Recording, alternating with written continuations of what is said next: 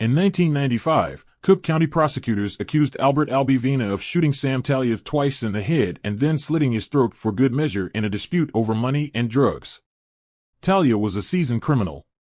In 1964, Detective William Carroll came to arrest Talia at the family home at 3347 Hirsch Street. Sam Talia, his father, and his three sisters, Dorothy, Delia, and Lucy, jumped the policeman and beat him to the ground, allowing their brother to escape.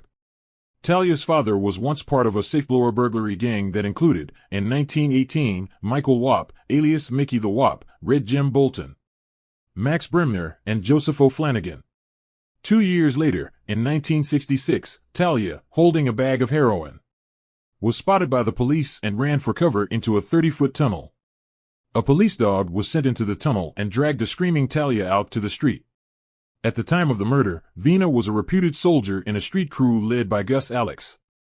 He was also a convicted burglar and armed robber. Further, the prosecutors claimed that although both Vena and Talia were outfit associates, that Vena made the murder look like a mafia hit to take pressure off of him. The problem was all the state had to convict Vena was circumstantial evidence, and most of that was questionable at best.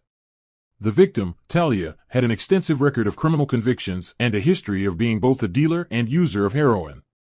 Talia's girlfriend, Donna Gibellina, testified that Vena and Talia left her Melrose Park home the night before Talia's body was found in the trunk of Talia's car because locals reported to police that blood was dripping from the trunk.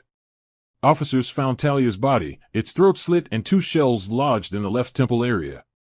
They also found Talia's blood in the front passenger seat and noted that the driver's seat had been adjusted to the most forward position. Vena is only 5 foot 5'2" inches tall. Talia was over 6 feet. Vena was charged with the murder, as well as a separate charge of attempted murder was also filed against him for allegedly trying to run down and arresting Chicago police detective.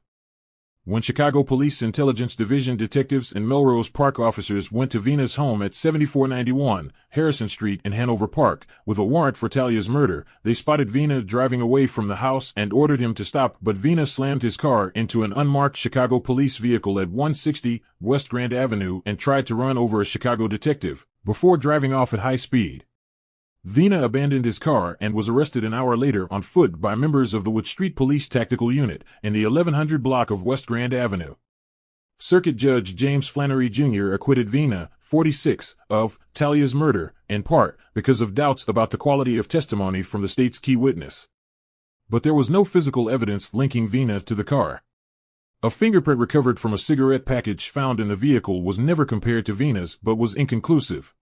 The defense team said a medical examiner's analysis of the contents of Talia's stomach showed the presence of undigested pickles and onions consumed less than an hour before he died.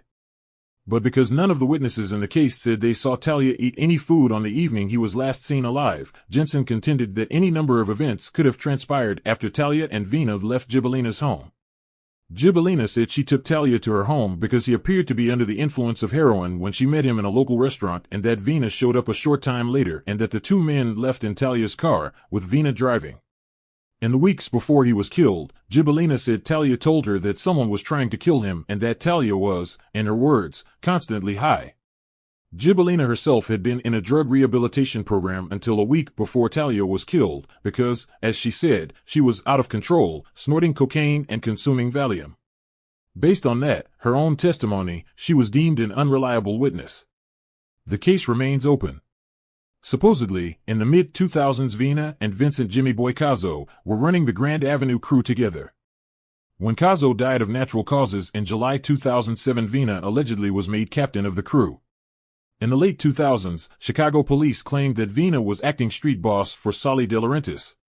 Allegedly, De Laurentiis took over the day-to-day operations of the outfit when John DeFranzo went into semi-retirement. When DeFranzo died in 2018, De Laurentiis allegedly took full control of the Chicago mob. According to police, the new hierarchy put into place by De Laurentiis included Vena, Marco Amico, and Sal Catadella, with Vena allegedly handling things on a street level. He is also, allegedly, grooming Jimmy Inandino for underboss when the time comes, and Joe Andriacchi as advisor.